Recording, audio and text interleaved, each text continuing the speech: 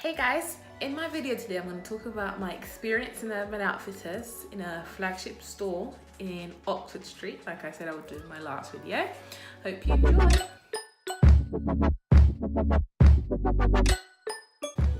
Okay, so first I'm going to start off how I got the job. So I got the job through a mutual friend and she was in management.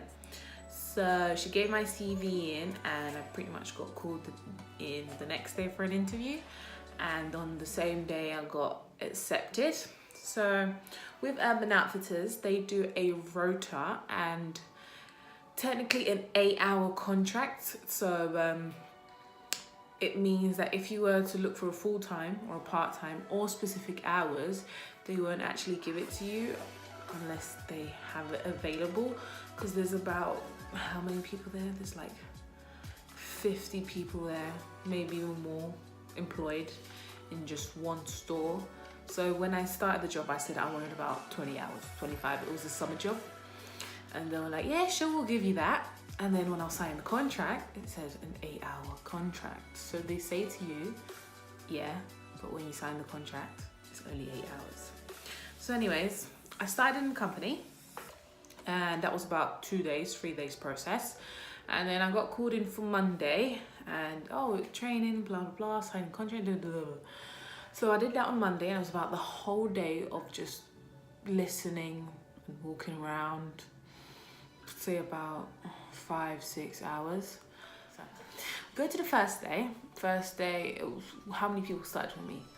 About 8 people started with me, 7-8 people started with me.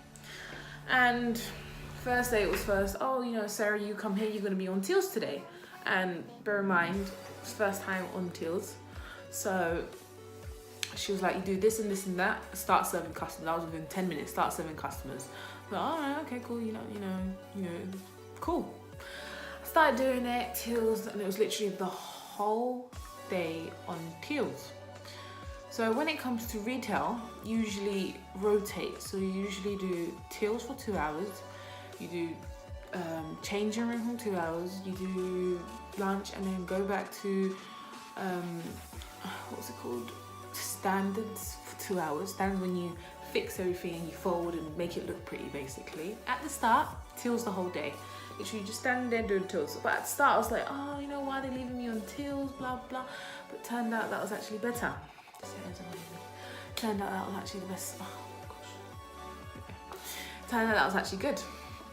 But anyways, they put you on Teals, and people there, what can I say about the people there? People there they were friendly, but I mean, when you start in a company, this is like so many people, there's already like groups in there. You know, when you work in just a little shop, it's like everybody's with everybody. When it's a flagship store, there's loads of little groups. It's not even management and then sales assistants, it's literally like groups of friends. So there was a lot of like private jokes, and there was a lot of leaving out and stuff like that. So when, especially at one point where I was folding clothes, you'd ask for help, but they don't pay attention to you. And it's just, you're meant to help me out, I'm new. But no, they don't want to do that. I hate that job. I hate it so much. But anyways, I'm just grateful for what you get anyway. So yeah, when you were employed, they asked you, it's a flagship store, right? And I told my friend, I was like, I'm only doing Monday to Fridays. I'm not doing Saturdays and Sundays. She's like, yeah, sure. And I go into there, and then I'm at the interview and they ask you, what weekend can you do? I'm like, I told my friend I didn't want to do weekends. He was like, but just in case, what weekend do you want to do? I was like, okay, well, if I have to pick, I'll do Sunday. Because they close at 5, so Sunday. But I was like, he was like, just in case. Turns out, I go in there and, I start looking at my rota. My first week was what? Tuesday and Thursday, I think. So I was like, yeah, cool, Tuesday and Thursday, that's how it's going to be all the time, blah, blah. Next weekend comes, Saturday and Sunday. So I go to my friend and I'm like, I told the guy who interviewed me, what was his name? It doesn't matter, I can't tell you anyways. I told the guy who interviewed me, I'm only doing Monday to Friday. And he said that was fine. So why am I putting on just weekends now? He's like, it's whatever the company needs. Okay. So I was like, fine, okay, and I did that, fine. And then the next weekend come, again, I was like, hello? I said I don't want to do Mondays and Fridays. And then he was like, no, it's whatever the company needs, you know? It's what the company needs. It's not about what days are available to you. It's what days we need you to do. So, you know, in my head I'm thinking, then why do you ask what days can I do if you're going to put me on any day? But anyways, that's how companies are. I just hate that.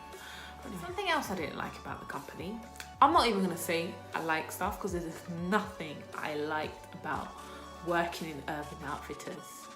Nothing. I don't say I can say anything that I liked. So all I'm just going to say, if you are looking to be employed in a flagship store, a lot of the stores are the same thing. Number two, if you want to work in retail, a lot of them are also the same thing. And number three, what I'm about to say happens a lot in retail also, which is when you go into the company and they ask you what days you want to do, you say this and this and that. And then turns out they don't do that for you, but what actually they're doing is, seen as you're new in the company, whoever was older in, so they've been working, 6 months a year, they start saying, I don't want to do this day, they follow that and then just put you on. So that's something else I don't like, because why are you asking for my availability just to fit somebody else's day, but not my day? And especially that's also a lot with the thing, because they had a group of friends, and if you're like one of the friends' management, he can just mess up with, you know, play around with the rota and actually put what the friend asks for. And I really did not like it. I mean, you know, it's a work environment. I think you should put the friendship aside and not, you know, implement that in work, because that's not fair. It just wasn't cool what they were doing. Because I spoke to this girl and I was like, oh, what do you do? She's like, oh, I just do Monday, Tuesday, Wednesdays. And I was like, oh, how come? She's like, I've been working for the company for 8 months now. I was like, so? She's like, yeah, well, that's what happens really. What? Anyways, I need to stop doing that. But anyways, another thing that you should realize when you go into retail is that when you see high staff turnover, which is a lot of people leave and a lot of people come, which is what happened at Urban Outfitters, they don't really pay much attention if you're a new person. They still treat you like you need to know this quick. And that's a lot what happened when I was put into changing rooms. Like, have you ever done it? And I was like, no. She's like, okay. She literally took for 1 minute and she said, do it, I gotta go. And I was left in a changing room with a queue of like 20 people, because it's Urban Outfitters in Oxford Street. And I was literally just, what? I don't like it when companies do that, especially if you're new. I think you should be put aside and not expected to do the normal stuff. I mean, I know you have to do it one day, but at least, you know, I'm left with like 20 people in a queue and I've never done this before. And with changing rooms, there was like numbers, there was codes, there was restocking, there was putting it on the pegs, there was giving it to the people who also, loads of stuff. It's not just changing room, oh, you need to go into that room. No, it's not just that. You have like 10 tasks in changing room and you're by yourself. And especially the changing room had like how many spaces?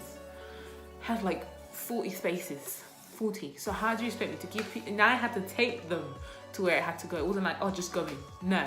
And you expect me to do pegs, you expect me to do numbers, you expect me to do coding, you expect me to organize the materials and the sections that I need to put in. How? And then when they came back and I said, oh, I didn't have time, they looked at me like, why didn't you have time? And she gave me attitude. I really didn't like it, because the people, especially management, because you know it goes sales advisor and then it goes team leader, and then it actually goes to like assistant, management, administration, but there was loads of team leaders, like 10 team leaders.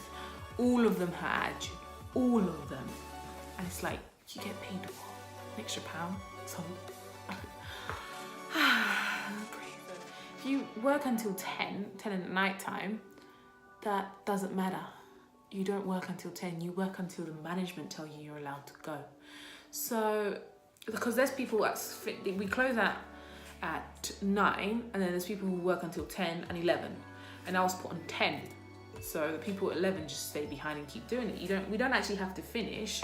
It was just a matter of, you know, start up, because people come early in the morning, and finish up what the people in the nighttime did. So I was put on to 10, and this was a full day. This was from 12 to 10. I was like, you know, okay, full day, I just want to go home.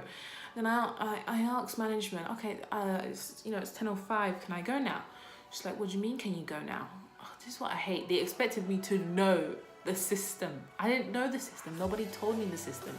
The training was just listening, and it was a guy talking about security, and thieves, and you need to look out for bags that have foil in them because you can't hear the scan. Oh, something. Oh, takes something else. But anyways, and then I told her I thought I was meant to go at 10. She's like, what do you mean you're meant to go at 10? I was like, my route says until 10. She was like, so? And I was like, so what time am I leaving? I said, you leave when I leave. Honey, I'm getting paid £7.50 and you treat me like that. You're talking to me like that. I did not know. Don't give me attitude. Don't. Why? Why are you giving me attitude? And I was like, oh, so what time am I leaving? And then she was like, well, everybody's going to leave at 11:15. And I was like, okay. And I go into the next day and I talked to my friend. And I was like, I was meant to leave at 10. She's like, no, it doesn't matter if you're meant to leave at 10. You leave when the management tell you to leave. And I was like, so why the hell do you put me 10? Just put closing. She was like, oh, because we have to do that because of payment. I was like, what do you mean of payment? She's like, oh, we have to organise the hours we give you, blah, blah, blah. I don't care. You know, I don't care.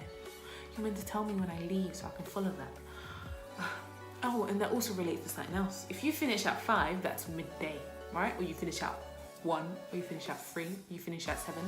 That's like in between. You're not either opening or you're either closing. So it was like mid. So if you finish at 5, you don't finish at 5. You don't. You, number one, you have to wait until management realise what the time is, because they have like a piece of paper and it's like a register and they just check it every hour. If they're doing something and they don't actually check the paper, because a lot of them forgot because there's so much to do in Urban Outfitters, you know, you have to tell them all the time. And if you're telling them all the time, they get irritated with you because like, why do you always want to leave in a rush? Why are you not a team player? Blah, blah. So if you leave at 5, you don't actually leave at 5. Number one, you need to wait until the management realise who are the people leaving at that hour. And number 2, they need to find someone who can replace you. So if you're on tills, they need someone to come and replace you. And that can take up to half an hour. I know it sounds ridiculous, but it can actually take up to half an hour because you can't have only 2 people in tills. It's you know, it's Oxford Street. You know, 24/7 you've got customers. There's never ever like no queue. Never ever was a no queue. So you cannot leave. But then there's, you know, changing room. Nobody can leave changing room. So literally what you have to do is for people from downstairs, which is in the basement, to come up. And what happened was they just took long to come up. I don't know why. I don't know why. I wasn't long enough in the company. I was like a month and a half or something. And that's how much bad stuff happened. That's another thing you should look out for if you're going to work in retail and a high street. I think you should take in mind that it's a big store. They're not really going to pay much attention to an individual because they have so much. They stress so much about sales. They stress so much about so much stuff. And they're not going to think about you and your flexibility and the hours and if you're happy or not and how it's going on. It rarely happens, and especially if it's a store that have more than 20 people employed, it doesn't really happen. It's not that I don't think it will happen, is they don't have the time to do it. With retail, all you have to do mostly is just keep the store presentable and do tills. Literally, that's all your job is, nothing else. Your job is to keep the store tidy, put pegs where they are. If a customer needs the size, you need to go all the way to the basement and get stock. And the stock room is massive and it wasn't even organized. It was massive. But if you just want to earn a way to get some extra money and have a quick job, like a little pit stop, a month, summer job, something like that, but it's not a place I don't think that you're going to last really long unless you actually want to build yourself up with fashion or build your, you know, grow in fashion and grow up in the ladder of retail, go to a manager, then get into head office, that kind of stuff. Yeah, go for it. If it's just for a pit stop or not something that you're really interested in, you're not really going to last that long, to be honest. So thank you guys for watching this video. If you have any questions on, you know, stuff like that and thinking about retail and flagship store, just let me know, I'll answer them, don't worry, and I hope you enjoyed this video.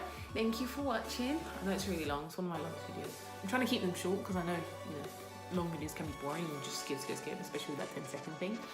But I'm kind of, trying to keep them short. But anyways, thank you guys for watching. Bye.